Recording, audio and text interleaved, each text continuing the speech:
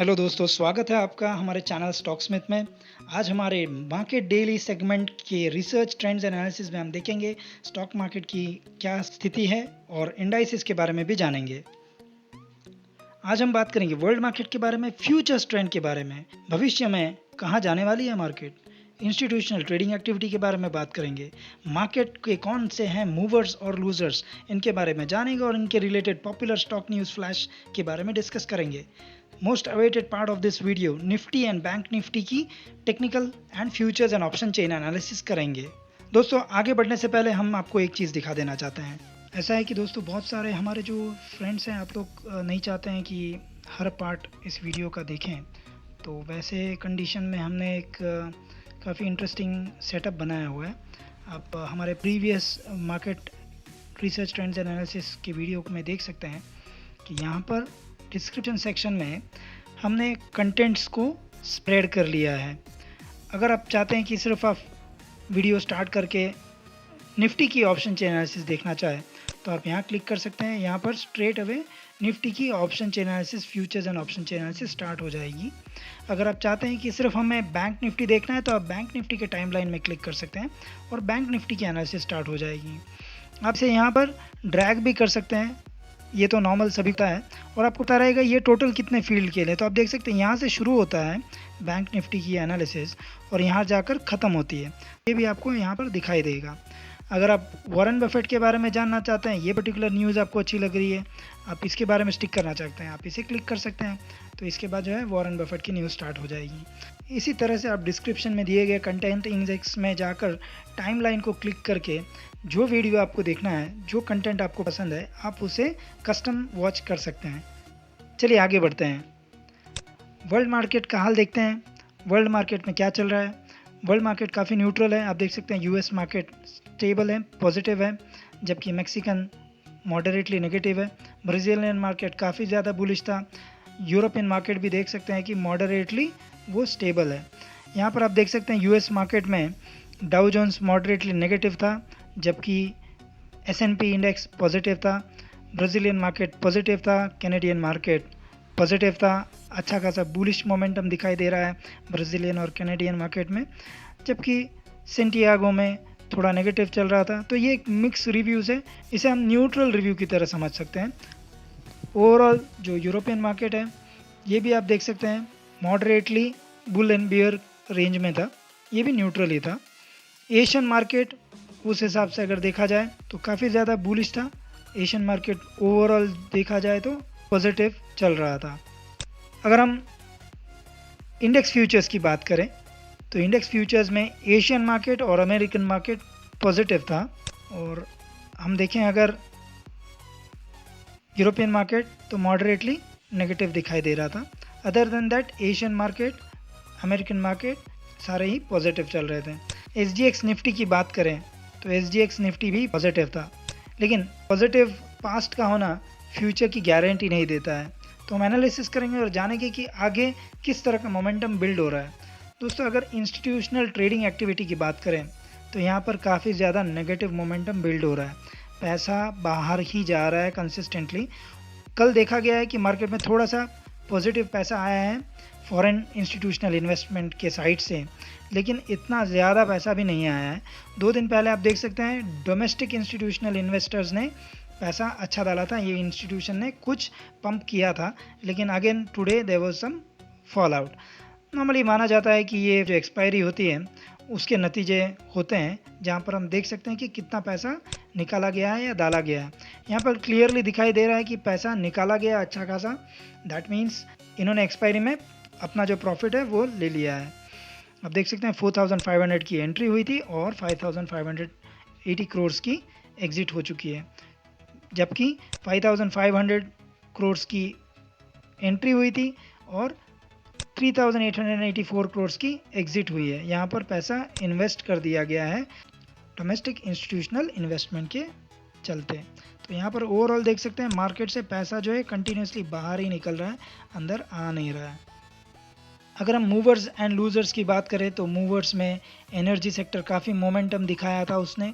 Friday के trading session में, पिछले ट्रेडिंग सेशन में बैंक निफ्टी भी काफ़ी अच्छा पॉजिटिव मोमेंटम में था। आप देख सकते हैं एनर्जी सेक्टर की ट्रेंड कितनी कंसिस्टेंट और स्ट्रॉन्ग है। अगर निफ्टी एफएमसीजी की बात करें तो मोरलेस न्यूट्रल था, but this was also in the top 3 category में। एनर्जी सेक्टर में एक बड़ी खबर आई थी, हमारे फेसबुक चैनल में आप इन न्यूज़ को देख सकते हैं। हम कंसिस्टेंटली और कंटिन्यूसली कॉन्स्टेंटली हम न्यूज़ फ्लैश वहाँ पर प्रेजेंट करते रहते हैं, वहाँ पर आप हमारे साथ आप बन सकते हैं। तो बीपीसीएल में एक स्पाइक हुई थी, in fact 12.67 by the end of the day यहाँ पर क्लोजिंग देखने को मिली थी।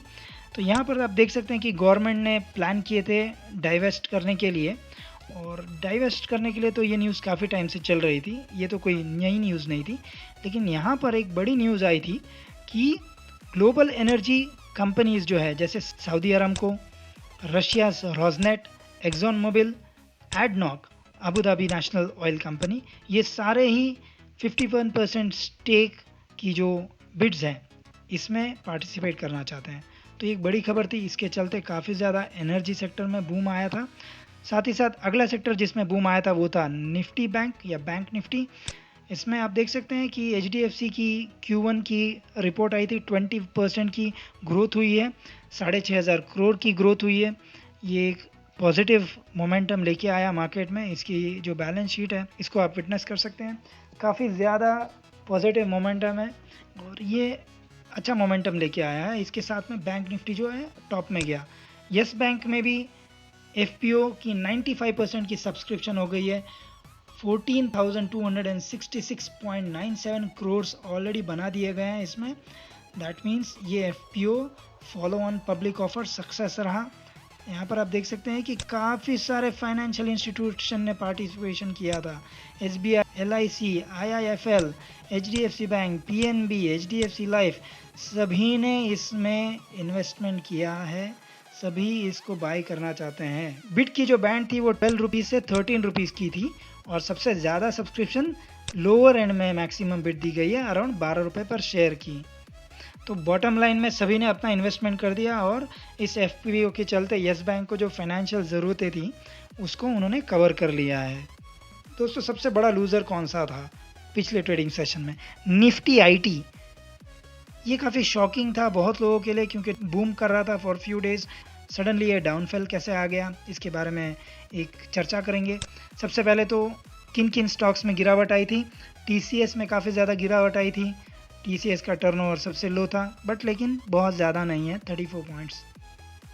एम्फोसिस, इन्फोसिस, ये सारे ही डाउन ट्रेंड में चले गए थे। क्या रीज़न है इसका, क्या हुआ था मार्केट में?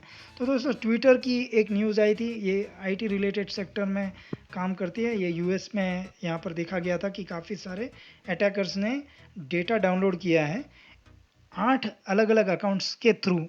अभी ये कौन अकाउंट्स हैं ये ट्विटर अभी तक वेरीफाई नहीं कर पाया है।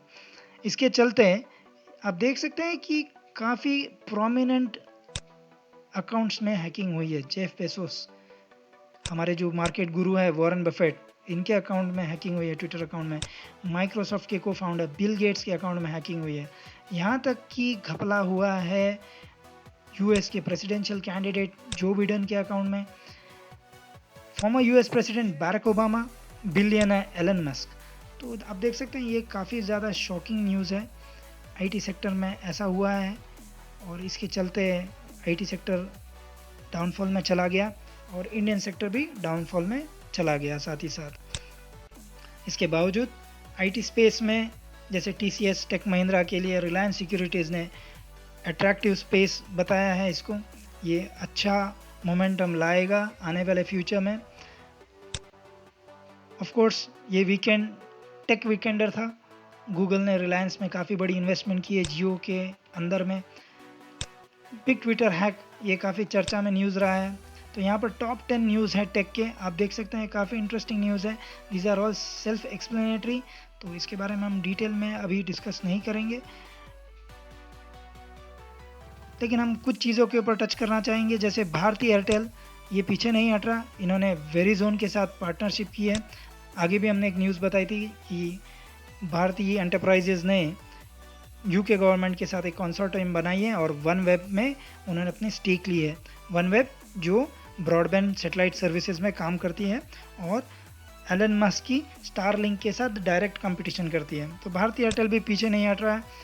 आईटी सेक्टर, टेलीकॉम सेक्टर, ये सारे कोरोना के टाइम पे, कोविड पैंडेमिक में काफ़ी ज़्यादा बूम कर रहे हैं।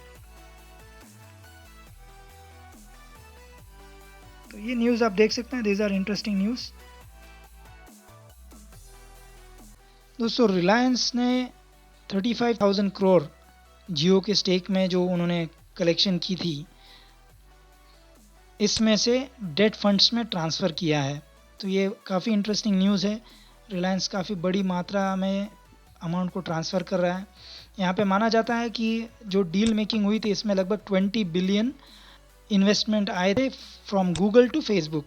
ये जो डिजिटल प्लेटफॉर्म है, रिसेंट मंथ्स में इसमें काफ़ी ज़्यादा कलेक्शन हुआ था और लगभग 20 बिलियन का कलेक्शन हुआ था। इस 20 बिलियन के कलेक्शन में 4.7 billion, that is about rupees 35,000 crore, ये नेशन के डेट हाउसेज में ट्रांसफ़र रिलायंस ने किए हैं, ऐसा माना जा रहा है। और ये बिजनेस स्टैंडर्ड के इस न्यूज़ में लिखा हुआ है। और यहाँ पर एक इंटरेस्टिंग चीज़ बताई है कि रिलायंस जो है इस पैसे को लॉन्ग टर्म इन्वेस्टमेंट के पर्सपेक्टिव से ही देखता है और पैसा सिर्फ पार्किंग के लिए रखा नहीं है इधर में। तो बड़ी सोच के साथ रिलायंस चल रही है। ये फाइनेंशियल स्पेस है दोस्तों, यहाँ पर ध्यान रखिएगा कि Reliance just oil and chemical business से आईटी एंड टेलीकॉम सेक्टर में नहीं, बल्कि फाइनेंशियल मार्केट में भी आने वाला है। काफ़ी इंटरेस्टिंग इन्फॉर्मेशन है, आप इस न्यूज़ क्लिप्स को देख सकते हैं। हमारे फेसबुक चैनल में इन सारे न्यूज़ क्लिप्स को हम पब्लिश करते हैं। अगली न्यूज़, वोडाफोन। अगर रिलायंस काम करेगा, एयरटेल काम करेगा, IT sector, telecom sector, internet sector सब ग्रो करेंगे, तो वोडाफोन कैसे पीछे रहेगा। तो वोडाफोन ने जो अपना एजीआर का पेमेंट है, उसका और एक पार्ट 1000 करोड़ का गवर्नमेंट को पे कर दिया है। और आगे कंपनी ने ऑलरेडी 6,854 करोड़ की डिपॉजिट की है 3 ट्रांजैक्शंस में। तो ये काफ़ी इंटरेस्टिंग न्यूज़ है। तो सारे सेक्टर्स बूम कर रहे हैं, मार्केट बूम कर रहा है, लेकिन अभी भी कोरोना के रिलीफ में वैक्सीन फाइंडिंग नहीं हो पाई है। तो यहाँ पर लाइव मिनट का ही न्यूज़ है, इसमें ये बताया गया है कि एम्स जो है शुरू करने वाला है clinical trials indigenous vaccine Covaxin के ऊपर सोमवार से, यानी कल से। तो ये काफ़ी इंटरेस्टिंग रहेगा समझने के लिए कि यहाँ पर कितनी दूर तक हम जा सकते हैं दोस्तों।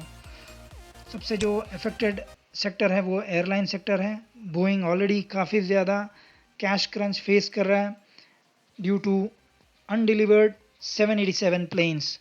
ये रिपोर्ट काफ़ी शॉकिंग है। यहाँ पर एक फ्लैट बॉटम आ गया है और सेक्टर में से पैसा निकल नहीं रहा। यहाँ पे लॉकडाउन है, लेकिन न्यू इन्वेस्टमेंट फ़िलहाल आ नहीं रहा और अच्छे खासे लोगों ने इन्वेस्टमेंट किया था इसमें, and they are just waiting for this corona vaccine to come out and so that they can invest.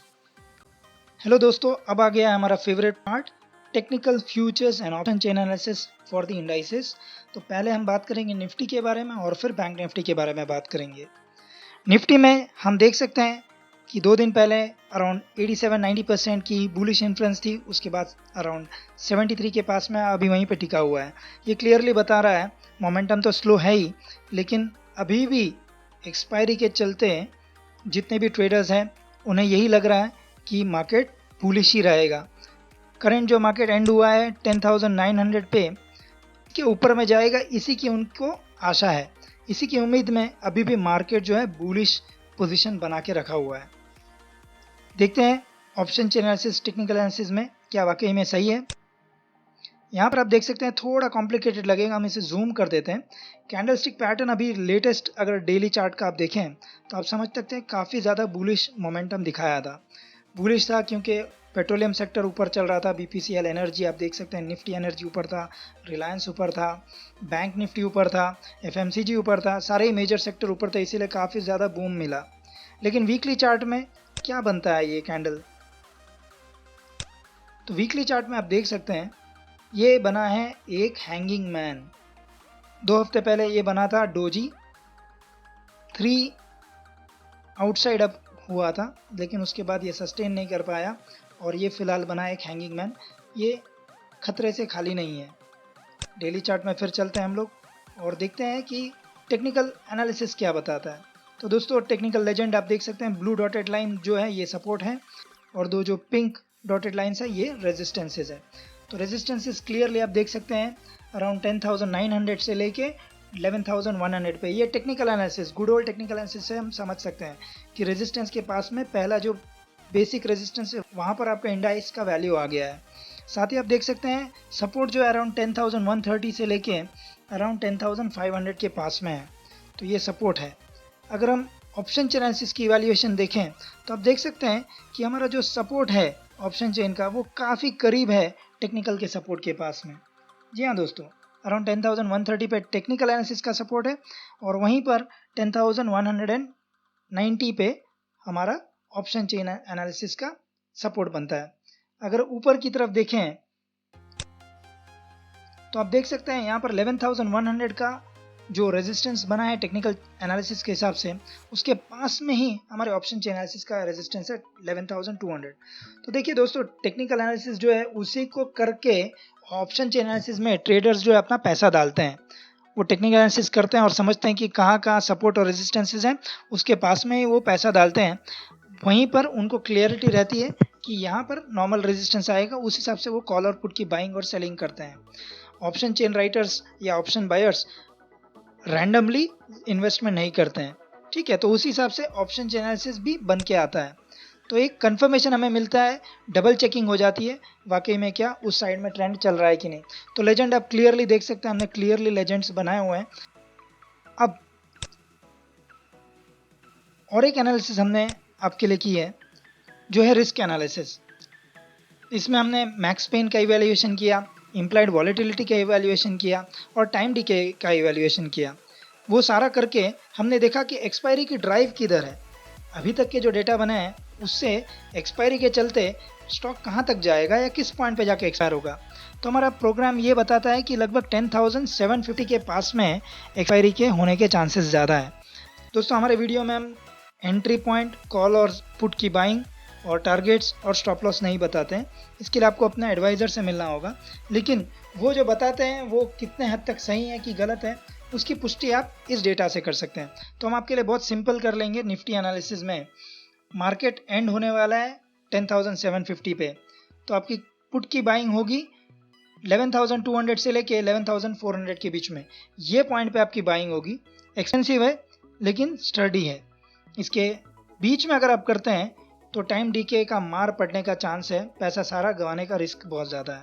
Similarly अगर कॉल की बाइंग करते हैं तो वो होगी लगभग 10,100 से लेके लगभग 9,100 के बीच में। काफ़ी बड़ा रेंज है, यहाँ पर काफ़ी एक्सपेंसिव हो सकता है।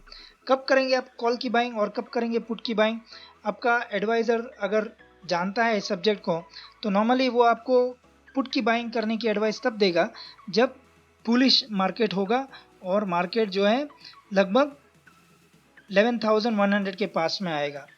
जब यहाँ पर जो मार्केट आए उस टाइम पे, या फिर जब मार्केट यहाँ से रिवर्सल पैटर्न लेने की शुरुआत करें, वहाँ पर पुट की बाइंग करने की सजेशन अगर जब देगा इस लेवल पे तो वो सही सजेशन हो सकता है।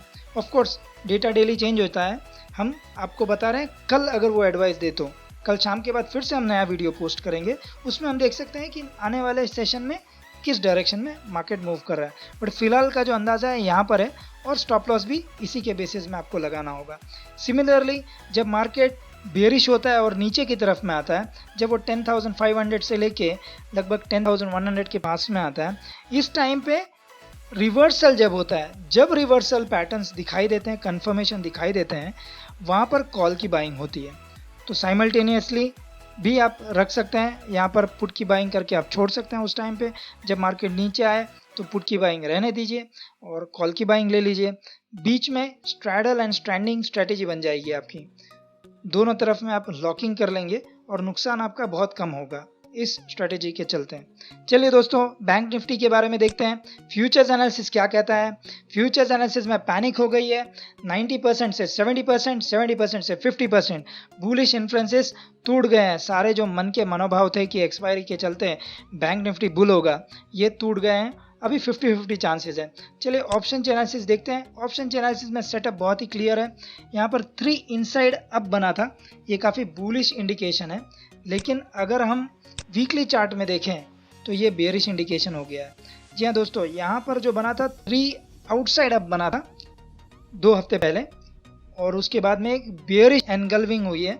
ये एक बियरिश मोमेंटम को इंडिकेट कर रहा है। अगर हम बात करें मूविंग एवरेज 20, तो मूविंग एवरेज डाउन ट्रेंडिंग जा रहा है, लेकिन ऑफ कोर्स बाकी जो मूविंग एवरेजेस है अभी भी पॉजिटिव मोमेंटम दिखा रहे हैं। मोर और less short term moving averages थोड़ा अप साइड में है, लेकिन ओवरऑल जो है ये अभी नेगेटिव होता दिखाई दे रहा है। अगर हम डेली चार्ट का एनालिसिस देखें और RSI समझे, तो RSI अभी 54.86 पे है, ये भी अभी इतना स्ट्रांग नहीं है। अगर वीकली चार्ट की बात करें तो RSI और भी कमज़ोर है, 45.95 पे है।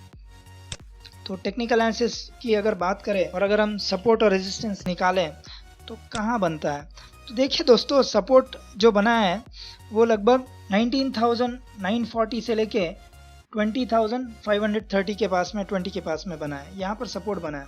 और ऑप्शन चेन एनालिसिस का सपोर्ट अगर देखें तो बिल्कुल उसी के पास में 20,700 के पास बना हुआ है, 20,680 के पास में।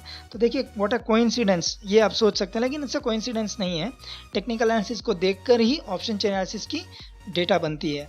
सिमिलरली अगर रेजिस्टेंस देखें तो एकदम चिपक ही गया है 23,000 पे टेक्निकल एनालिसिस का रेजिस्टेंस है और यहीं पर ऑप्शन चेन एनालिसिस का रेजिस्टेंस दिख रहा है। अगर मैक्स पेन, इम्प्लाइड वॉलेटिलिटी, डी के रिस्क के बारे में बात करें तो एक्सपायरी जो होगी करंट डेटा के हिसाब से वो होती है लगभग 22,000 के पास में।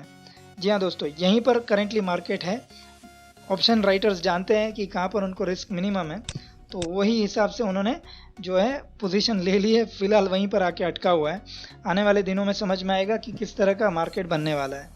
तो यहाँ पर भी सिमिलरली निफ्टी एनालिसिस के हिसाब से हम आपको सजेस्ट करेंगे कि अगर आपको पुट की बाइंग करनी है, जब मार्केट मोमेंटम बुलिश होता है और यहाँ रिवर्सल लेता है, तो between the super resistance and the stocksmith का जो फील्ड है यहाँ पर लेना होगा 23,400 से 23,000 के बीच में। सिमिलरली जो हमारा बाइंग होगा कॉल का, वो भी इस रेंज में होगा दोस्तों। जब मार्केट नीचे की तरफ आएगा और रिवर्सल पैटर्न लेगा तो अराउंड 19,400 से लेके 20,700 के बीच में होगा। यहाँ पर जो है अपॉर्चुनिटी बनती है कॉल बाइंग की। इन द मार्केट हमेशा कॉल की बाइंग होती है, similarly in the market put की बाइंग होती है। एक्सपेंसिव है, अगर पैसा नहीं है तो इंट्राडे से दूर रहिए। CNC में BTST या फिर लॉन्ग टर्म इन्वेस्टमेंट कीजिए, हमारे मल्टी बैगर्स के स्टॉक्स में इन्वेस्ट कीजिए और ये करके आप पैसा कमाइए। एक बार पैसा बन जाता है उसके बाद में ही आप अपना जो है ऑप्शन चेन में इन्वेस्टमेंट कीजिए, क्योंकि यहाँ पर पैसा अच्छा लगता है ज़्यादा पैसा बनाने के लिए। अगर आप कम पैसा लगाएंगे, सोचेंगे कि भाई हमारा तो 2,000 है, नुकसान होता है तो कोई बात नहीं है, 10 रुपये का स्टॉक है, 75 स्टॉक ले लेता हूँ, 750 रुपये जाएंगे तो जाएंगे, वो जाने ही है, वो बचेंगे नहीं, क्योंकि मार्केट का डिज़ाइन ही ऐसा है। टाइम डीके जो है आउट ऑफ द मार्केट में पैसा लगाने से उसे खा लेता है। ठीक है दोस्तों, उम्मीद है आपको ये समझ में आया होगा। कोई भी सवाल है तो हमें कमेंट सेक्शन में लिख के बताइए। थैंक यू वेरी मच दोस्तों, उम्मीद है आपको हमारा वीडियो काफ़ी पसंद आया होगा। हमारे वीडियो को लाइक कीजिए, हमारे चैनल को सब्सक्राइब कीजिए। आपके कोई भी सवाल है हमें कमेंट सेक्शन में लिख के बताइए। और अगले वीडियो में हम बात करने वाले हैं पेपर ट्रेडिंग के बारे में। पेपर ट्रेडिंग में किस तरह से मल्टी बैगर स्टॉक्स में इन्वेस्टमेंट करके काफ़ी अच्छा मुनाफा पाया जा सकता है, इसके बारे में जानेंगे। इस वीडियो को आप देख सकते हैं लॉन्ग टर्म इन्वेस्टमेंट के स्टॉक्स कौन कौन से हैं। इन्हीं स्टॉक्स पे हमने पेपर ट्रेडिंग की है। इसके पहले भी हमने जितने मल्टी बैगर्स के वीडियो दिए थे, हमारा एक प्लेलिस्ट ही है मल्टी बैगर प्लेलिस्ट, उसमें आप देख सकते हैं उन्हीं स्टॉक्स का इस्तेमाल किया है हमने और छोटे समय में कितना अच्छा मुनाफा कमाया है। कितना कमाया है? 9 लाख रुपये का हमने कमाया है profit in the paper trading. तो इस वीडियो को देखने के लिए हमारे साथ बने रहिए। तब तक के लिए thank you very much and see you again.